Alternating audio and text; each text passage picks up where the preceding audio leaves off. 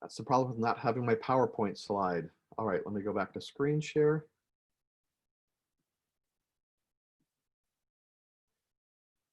All right, and yeah, Ingrid, the stuff from the publishers tends to be very horrible. I would encourage you to do it, but I'd encourage it to put it like 417th on your to-do list. So yes, you're kind of sort of legally required to do it, but you've got 8 million other things to do first. So it's inaccessible, but it's a super uncritical bit of accessibility. Is that Weasley enough for you?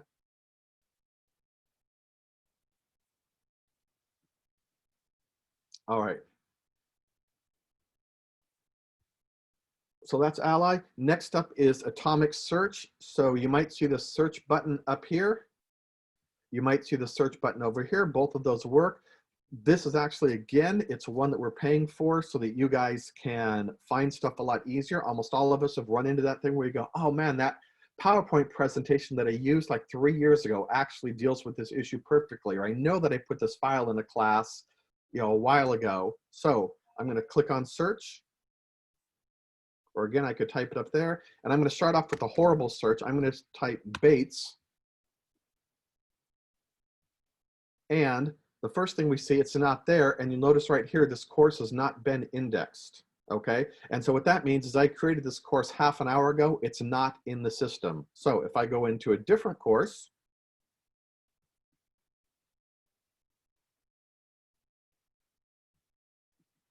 and search,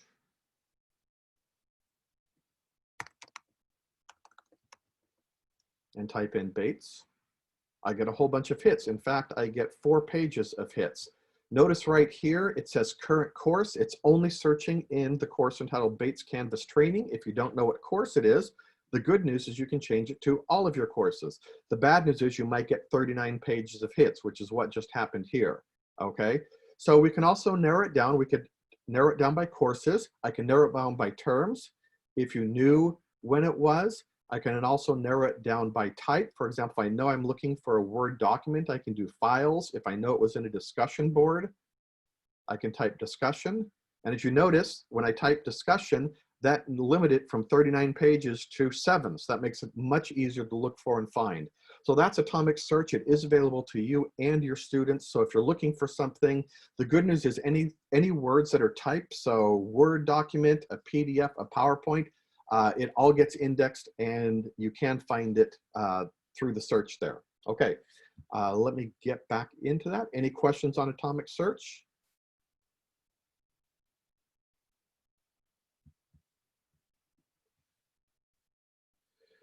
Okay, next up real quick, Canvas Commons. A lot of you know it after this week, but just to make you aware of it, over here we've got this link that says Commons in the bottom left corner. If you click on it, it brings you to Canvas Commons, and there are 148,000 items right now. So let's say, for example, you're teaching an OSHA class. You can type in OSHA and go, hey, is there anything that other instructors at other institutions have shared in Canvas Commons? Anything that's in here you can use. Now you want to look and make sure if it's public domain, if it's something that has copyright, you have to attribute it. So do be aware of that, but it's all free and it's all available to you. So let's see if this is any good. OSHA 10. So you click on it, it gives you a quick preview. Hey, this looks pretty substantive. I may like it, or at the very least, this may cut my workload in half. I may swap out some things, but it's got some pretty good structure. I can see who it's from, so that's great. Then I go back to OSHA and I click on the OSHA 31 here, and I go, what's going on here? And what we find out is just somebody, I have no idea why, uploaded a page that says OSHA 30 on it. Not very useful to you. So there is some garbage in here. We'll readily admit that. But if you spend, if you've got a ton of work to do, maybe spend 10 minutes, half an hour, something like that looking through here, you can cut out a lot of time. You can find quizzes, you can find pages, you can find entire courses like you saw with OSHA, entire courses, they're all available to you and you just import them either into your course or into a blank shell. Okay, so that is Commons. Any questions on that?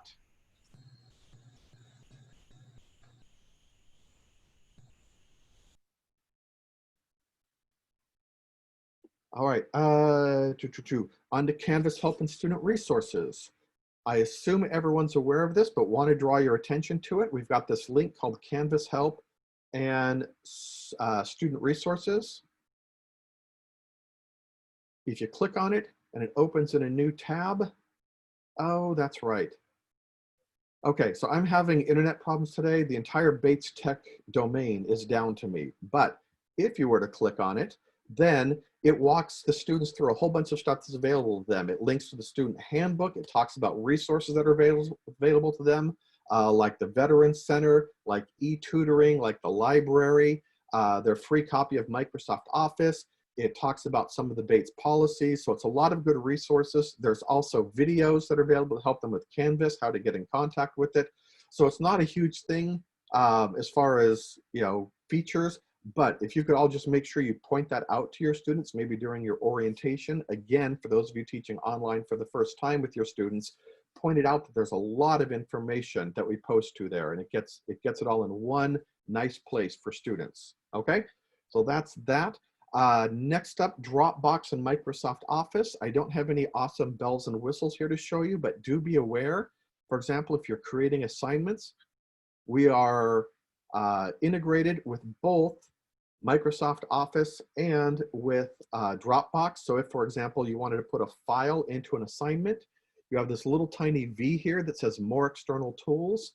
We're going to talk about Panopto in a second, or Quizlet. You've got Dropbox is available, and Microsoft Office 365. So here's Office 365. You can put files directly into it, or you can click on Dropbox, little Dropbox icon, and put files directly into it.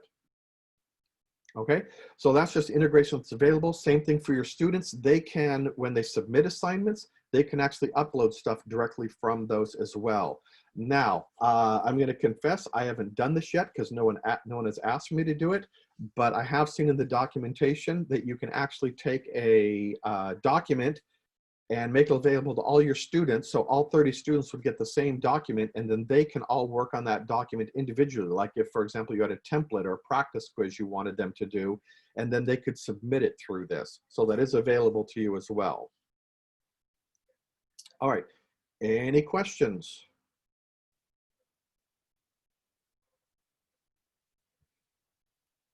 All right, next up, EvaluationKit.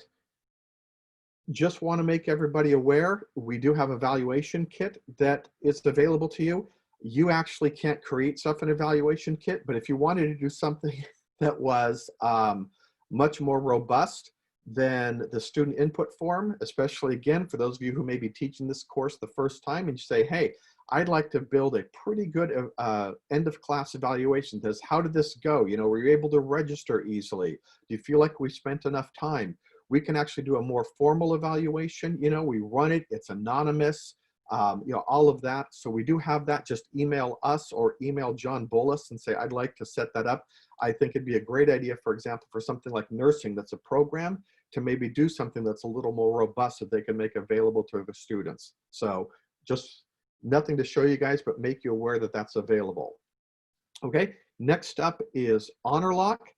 And a lot of you already went to a training on that, but want to make everyone aware of that. We have Honorlock, which is a test proctoring system. So if you're doing a test, especially anything that's high stakes, you know, midterm, final exam, something that certification is tied to, you know, you as an instructor have to find a way that you can say, I have academic integrity on this quiz. So nobody, I'm pretty certain that nobody cheated.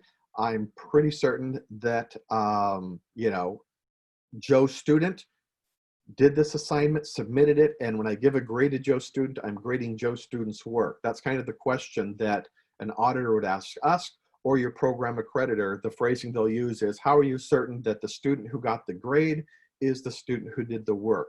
So Honorlock is available. We'll talk about Unicheck at the end because we're going alphabetically if you haven't figured that out yet. But Unicheck, or sorry, but Honorlock will proctor your exams for you.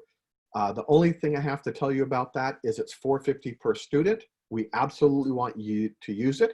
We absolutely want to pay for it, but please don't do it for a whole bunch of quizzes that are like 2 questions long or a syllabus quiz or something like that. Please make sure you're using it at an appropriate level. But yes, please use it. Don't say, you know, you're concerned because Bates is in a budget crisis or something like that. We've got the resource. We want you guys to use it. It's how we meet that standard of academic integrity. Okay, so let me click on settings. So if you don't see any of these features we're talking about, the most common thing is to click on settings.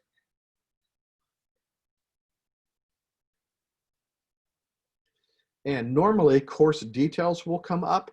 So click on navigation. So once again, settings and navigation, these are all of the features and functions that are available inside of my course. These are all the ones that are disabled. Okay, and so for example, in my case, I don't want students to see assignment. I want them to go through modules in order to find stuff. So that's why that's under here. But you also see some stuff that you might want to use, like publisher materials. And in this case, there we are, Honorlock, and I just click on it. I can drag it up or click on enable. And here's the key point, especially for those of you who take 10 minutes and get this dialed in perfectly. I want these up here and these down. Please, please, please, please, please make sure you click save when you're done. Otherwise, it'll erase all your work and you will not get a warning message saying, are you sure you want to leave this page? So I've cried and sworn a couple of times. Please make sure after you've made the changes, you click on save. So all you do on Honorlock is you click on it, and it'll tell you, here's your test. You simply click on enable. And then it's going to ask you a bunch of questions like, do you want to use a webcam? Do you want to screen record what they're doing? Do you want to record every website they go to? Do you want them to have to do a room scan where they take the camera and rotate it 360 degrees around the room? Do you want to give them a calculator? We've got student guidelines, like they're allowed to use your book. They're allowed to use notes. You can even type in personal accommodations, like Johnny is allowed to use his notes, you know, or Susie has a social anxiety, so she's allowed to have a pet on her lap, something like that. So you can type in even individual accommodations on that. Then when you're done, you just click on the enable button. Okay, and I see a bunch of questions on this one. So yeah, Marianne has used it. It is true, students need higher bandwidth. We're only spending, again, 2 or 3 minutes on each showing it to you, but I would certainly absolutely recommend calling us and talking to us before you use it if you've never used it before, because there are some issues, like for example, some students might push back about privacy issues. We've had that happen in a couple of programs. You may run into issues where a student doesn't have a camera. What do you do at that point in time? What do we do if a student has really low bandwidth and the video won't work? So we've had some of those. So I would just suggest shoot us an email, give me a call, and we'll talk about it. Nothing catastrophic here, but we just don't want you as the instructor to step on a giant landmine and go, wow, that was a really horrible experience and I'm never going to use it again, if it was some stuff that could have been prevented by just having a discussion first. Okay, so that's Honorlock. Once again, any questions on that one? There seem to be a few. Oh, and Marianne pointed out, yes, you can actually go in and make third-party vendor tests available in Honorlock as well. Thanks for pointing that out, Marianne. Tim, yes. On that one, do you have to watch them take the test, or does Honorlock do all that for you? Great question. We did the quick fly through and I left the basics of it. Yeah, what happens from the student perspective, I just talked about it from yours, goes in to take they click on the test, and Honorlock monitors it. Not you be asleep, you know, you can be teaching another class, whatever it is. Honorlock will monitor it to them. They will not take any action. You know, they're not going to kick the student out. This isn't like an SAT proctor or something like that. They'll monitor it. If anything suspicious happens, and in fact, I've got a video that I can send you. It's like an hour long where nursing went through a training, so I can send that to you and you can watch it, and it will show you exactly what your report looks like.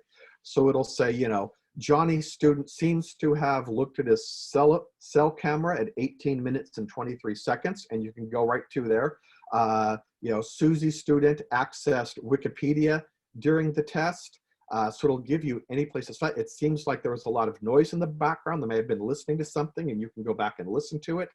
There was another person who entered the room 15 minutes into it. So they'll just give you all of these items. Again, they won't take any action, but then you can go back and look at it and listen to it, and you can decide, Sharon, whatever steps you want to take. You can go, oh, the person just walked in for 2 seconds and clearly went oopsie and walked away. I'm not going to take any action. Or yeah, person came in and talked to them for 5 minutes in the middle of the test, and then he went back and changed answer 2. I'm flunking him, So you've got the full range of options. They're just going to send you that info. Okay. Does that make sense, Sharon? Does that answer it for you? Yes, thank you very much. Wonderful. Okay. All right. So moving on past Honorlock. Yeah, Marcus, give me a call and let's work on it. I don't know why that's happening to you, so we'll fix that for you. HTML editor. Now, a lot of you, including me, don't know HTML at all. And I say the word HTML and you immediately panic and say, I'm not going to listen for the next 2 minutes until Tim goes to the next thing. The nice thing is you don't need to know a lick of HTML to use the HTML editor. So I'm going to click on this page. I'm going to click on edit. And up here, everyone sees this HTML editor. What you have right now, it's just called what it's called the rich content editor. So that means it's called rich content because you can put in multimedia, you can format it. It's not just, if any of you ever saved a plain text file, that would be the opposite of rich content. So you can put all this stuff in. We just showed you can put in videos, links, stuff like that. If I click on the HTML editor, it actually shows me the underlying HTML. So if you know how to use HTML, great, awesome, fantastic. You can go in and edit it. Okay, but I'm going to assume most people here don't know HTML. And like I said, I don't. I've learned enough that I can be dangerous and delete something and wreck the entire page is about how much I know. So let me go into pages. But what's really nice, and again, this is the part where you don't need to know any HTML at all. I'm going to go into my pages and I'm going to create a new page and I'm going to call it Padlet. So if you have any sort of external thing that you see, maybe it's a web page, maybe it's a tool inside another website, something like that. But if you go somewhere,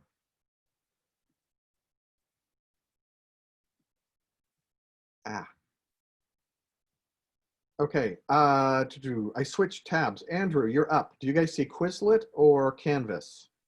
Quizlet. Quizlet. So everyone sees the online vocabulary terms face-to-face. In Quizlet, for example, it's right here. In a lot of places, it's a lot more visible, but you'll see embed. So anywhere you see embed code, that means it's going to give you the HTML code to embed it. So I click on embed here, and here's the HTML. I copy it. Sometimes they have a copy button. Most places do. Sometimes you have to manually copy it. But I go here. Make sure you're in the HTML editor. I almost forgot and put it into the rich content editor. So go into the HTML editor, paste it in, and click on save. And I didn't test this out beforehand, so hopefully it works. Hey, there it is. So I don't know an ounce of HTML. They did the whole process for me. I just copied and pasted it into it. And now I've got Padlet right into here, which is a, here we are. Let's see if that's right. Nope. Let's find something.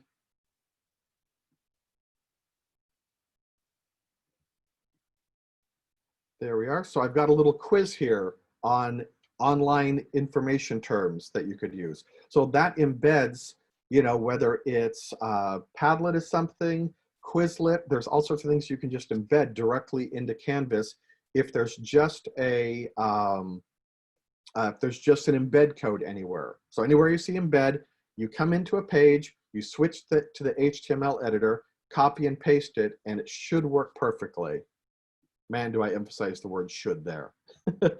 Ingrid asks, is there a way to tie Quizlet into assignment for points? Yes, but you need to have an account with Quizlet. So Quizlet is the one to do the lifting on that, not Canvas.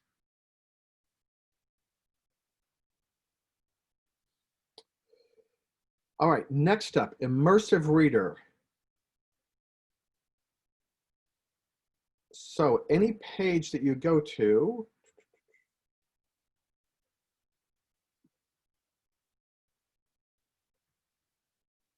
you're going to see this Immersive Reader up on top.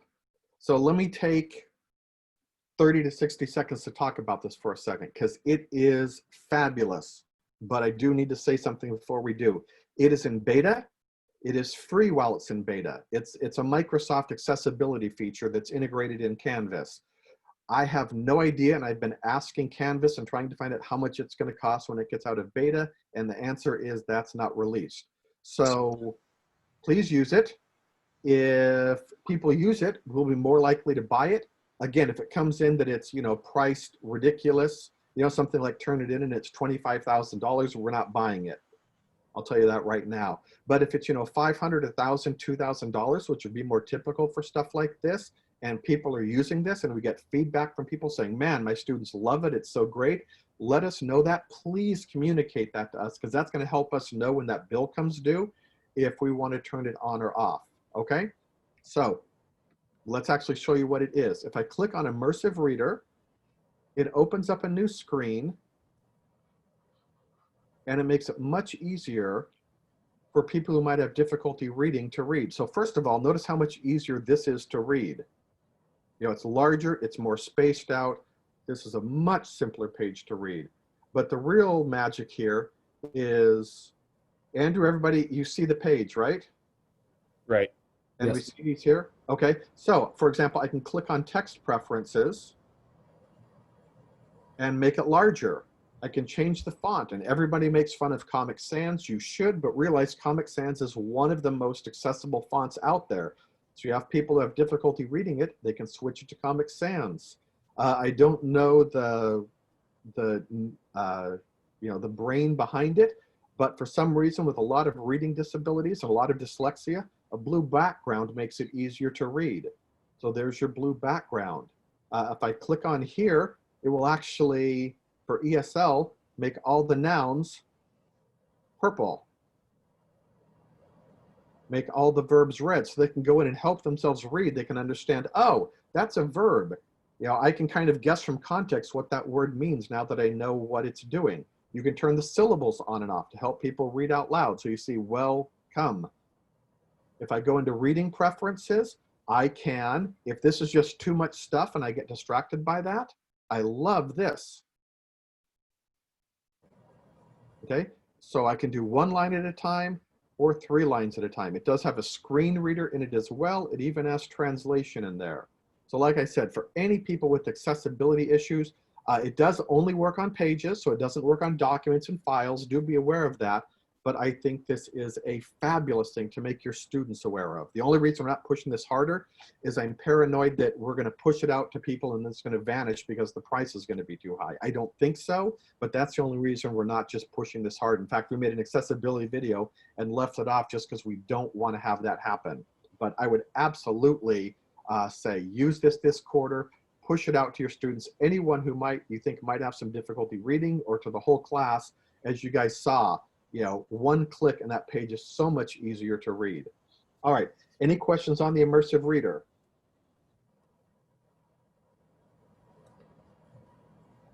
Oh, you guys are definitely a Friday class, aren't you? The sooner Tim shuts up, the sooner we can get our work done, the sooner we can go home.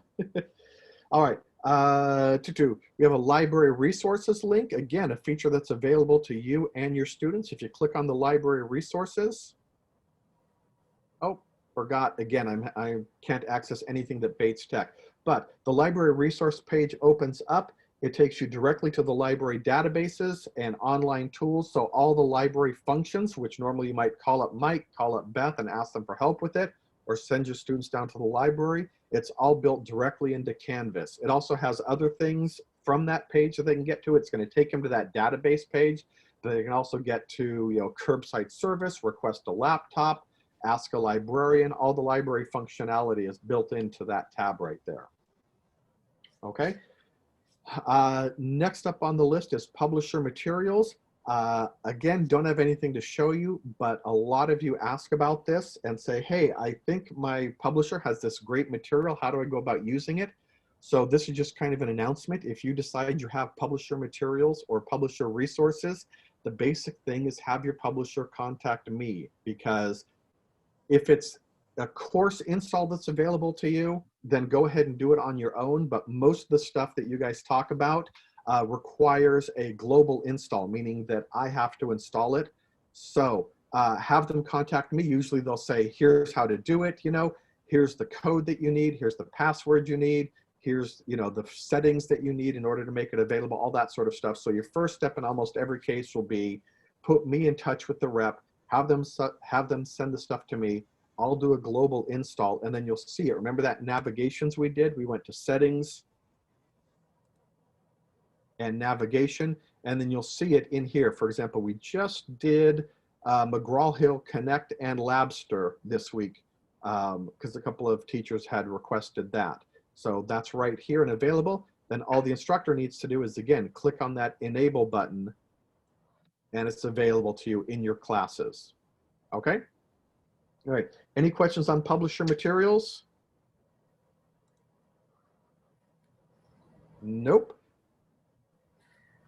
All right, then I'm going to take a quick poll. I actually put this. Oh, yeah, go ahead. Whoever just started. Yeah. I'm sorry. I just kind of like it went like above my mind. I didn't get it, like regarding the publisher, because I have a I might have a like I think I have a question about this, but I didn't get what were you saying exactly. I mean, can you say it in another way? What I'm saying is, if you have a publisher resource or a publisher material that you want to use, your first step almost always is going to be talk to your rep from the company and have them contact me, because I'm going to be the one who installs it in almost every case. And so they will send me the information. They'll say, here's the logon code, or here's the stuff you need to enter, and then I'll install it. Oh, okay. And then once we've done that, I'll let you know. Yeah, I'll send an email and say, hey, it's been installed in almost every case. And so I don't know for sure because I don't know yours, but in almost every case, what will happen is you go into settings and then go to this navigation tab, because usually it'll come up as course details. So go to this navigation tab and then scroll down and you'll see it somewhere in this list, meaning it's not enabled. And then you just click on enable. And then if I click on save, it's saved. And now you'll notice in my menu over here, you'll see those items. Oops. Yeah, I'm familiar with this. Okay. Yeah. All right. I'm going to ask a quick question. And if you guys wouldn't mind and could be real nice to me, can you just answer yes or no to this question? And that is, we have the links off to the side that say select and purchase course materials. Do you guys use those links or not? Because I'm debating whether to remove them because we're getting a very full menu. So does anyone use them? Please say yes or no. As I figured, I'm getting a lot of no's. Any yeses?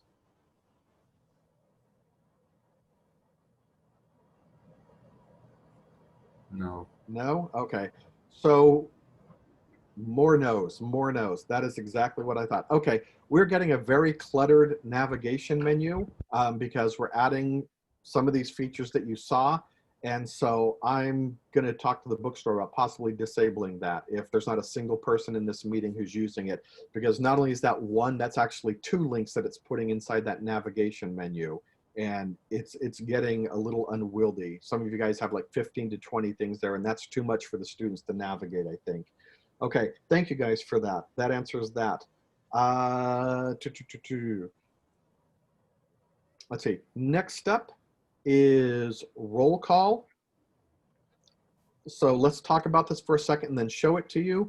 So roll call is the attendance feature that is inside of Canvas. It is incredibly crude and basic, but awesome if that's what you need, because it's built into it. It puts stuff directly into your gradebook.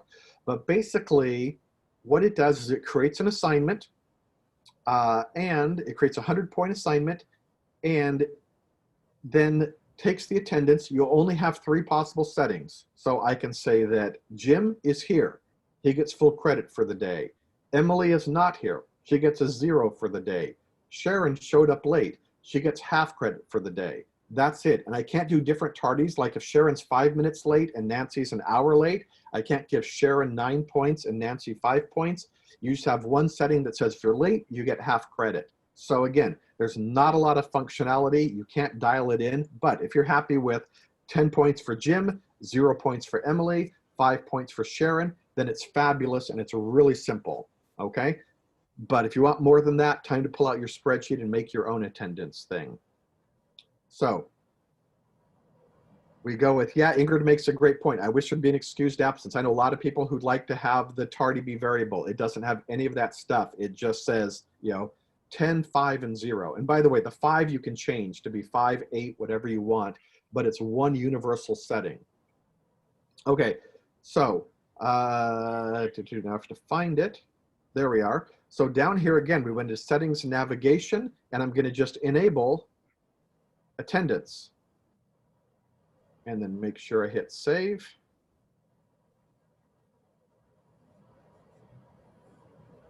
And then when I click on attendance, I get a roll sheet, which, by the way, is empty because there's no one enrolled in this class. I forgot about that. So let me real quickly go into an actual training we did rather than a copy of the training.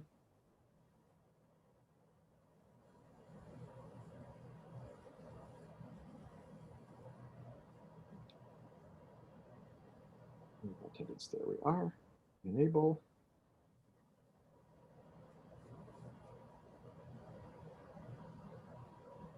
All right, so I click on attendance. This is going to be really awkward because there might be someone here. Oh, nope, we don't have anyone who's here. Okay, so I click on it. Today is Friday, September 25th. I can just click on these arrows. Again, it's really simple. It can't be easier than this. You know, if you're okay with that. So I can say that Kayla was present, Nicole was absent, Stacy was present, and Zippy was tardy. That's it. So it's going to go in the grade book, and however many points this day is worth, Kayla gets 10 points, Nicole gets 0, Stacy gets 10. And if I click on the settings button up here, I can determine, again, I can only do it one time, but how many points that tardy is going to be worth, like 75%.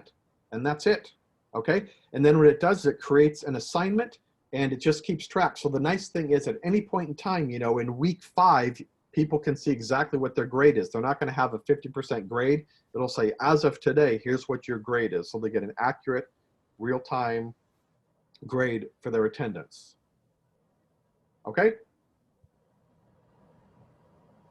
Any questions on, let me get out of here.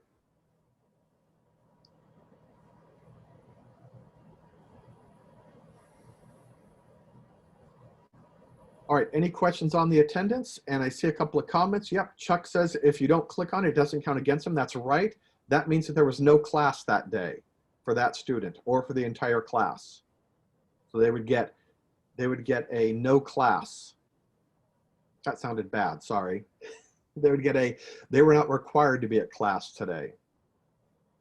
Yep, and Peter makes a good point. Also, the assignment for attendance is not generated until the first time you take attendance. Once you take attendance, it creates the assignment and you can do all sorts of stuff with it. For example, add it to your weighted grading so it's 5% of the grade, things like that. Okay, how are we doing? We're great. We got 2 left, so I think we're going to finish early unless a lot of you have questions, and it sounds like you won't. So Unicheck, again, we talked about this in a seminar, but I know a lot of you guys weren't there. So if I go into assignments, Unicheck is my plagiarism checker. I click on assignment,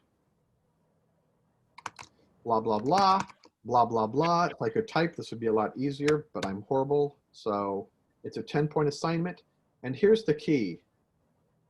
As soon as you make it an online assignment, so it won't do any of these, like for example, on paper, because it's a plagiarism checker, and it has to be in the system to do it. But as soon as I go to online and click either text entry or file upload, what you'll notice is this plagiarism review box appears. All I have to do is turn it on by clicking on Unicheck. I would not touch any of the settings unless you do some research and have really decided that you want to change some of these, but these are the default settings that Unicheck recommends. It basically determines how sensitive you want it to be. So we leave it there. Do you want to show the report to students? You have immediately, after it's graded, after the due date, never, unless you've got a really good reason. I would strongly recommend immediately. The point of the plagiarism checker is not to zap the students. The point of the plagiarism checker is to point out to the students, hey, you have some issues here. If the student's absolutely cheating, it'll make them aware of that. But what's really common is the student goes, I don't know why I got that. And then they go back and look and go, oh, I didn't cite that. Or wow, that was a direct quote. So it points out to the student and gives them the opportunity to go fix that and resubmit it. So rather than have, you know, Marianne Keith wagging her finger at them saying, oh, what a horrible student you are. I know Marianne would never do that, but you know, oh, you're a cheater, bad human being. It gives them the opportunity to go, oh, yeah, I didn't realize that. They can go fix it and then resubmit it. And again, that's a learning process for them, which is much more valuable than just getting a 0 on one. So make it available to the students. They can see it. And then when they go into grades, they'll actually see kind of a color-coded little balloon there that lets them know whether they're in good shape or whether there's some issues. They can click on it. It'll show them what their issues are. Same thing for you. You can go into the grade book or go into an individual student's grades and see those reports automatically, either how everybody did on one assignment or kind of going this way, how a student's doing over the course of the class. Those will all be available to you. Okay? So that's Unicheck. Any questions on that?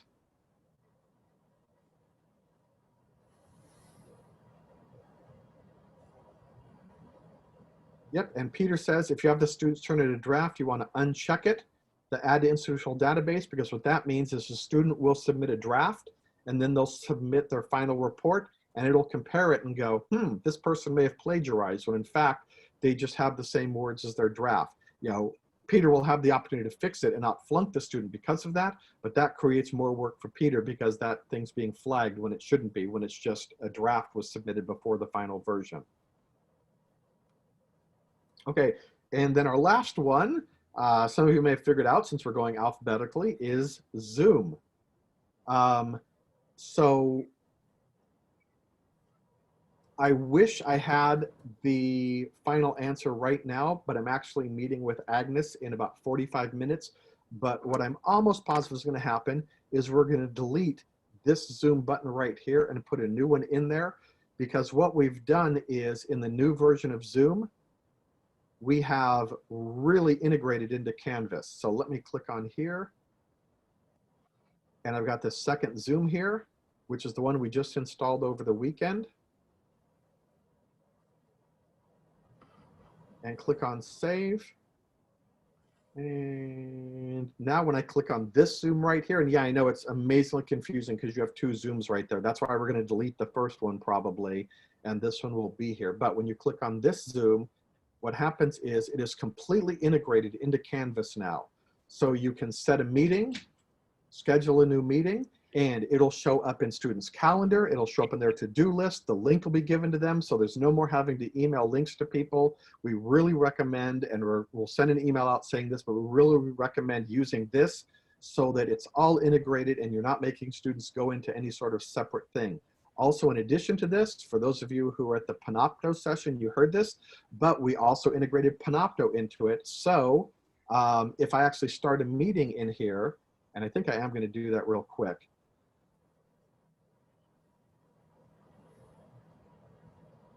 So let's just schedule, so I schedule a meeting. Here's my description, here's my time. Click on save. Oh, and that's right, I can't start this meeting because it's going to destroy what's happening now. But if you can start the meeting, then you just click on the record button. It will automatically record it. It will automatically put it into Canvas in your My Recordings folder, and it will delete it from Zoom. So it takes care of that entire process and brings it into Canvas, and there's no work for you to do other than putting it into the class and making it available to your students, but it's already inside Canvas at that point in time. So we've taken 3 separate apps and combined them all together. So long as you run it through this link that's in Canvas, and again, what's probably gonna happen is later today we'll delete that, and all you're gonna have to do is what we showed you like 3 or 4 times today, go into the settings navigation and activate Zoom in your class, okay? So that should be available to you. All right, and other than that, yay, 50 minutes, and we made it through, I think, 17 features and apps. So any questions, any clarifications anyone needs, or are y'all fleeing and out of here?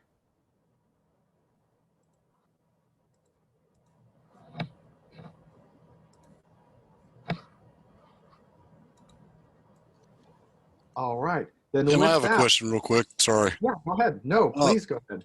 Once they get the new Zoom in, when Mhm. you set that meeting up, will you be able to like do a shared screen and show them the features of Canvas while that is in the Zoom meeting, or is that going to affect that?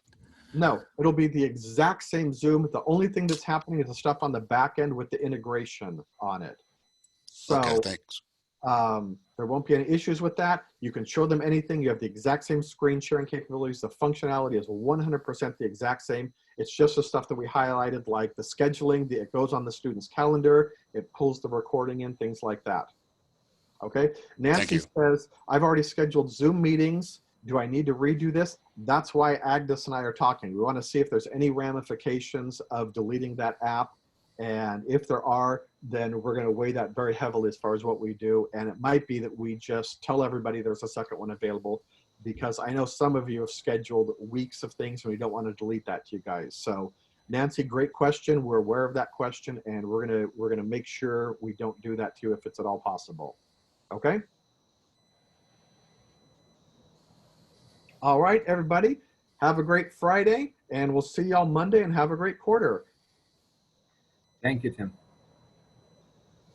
Thanks, Tim. Quite welcome.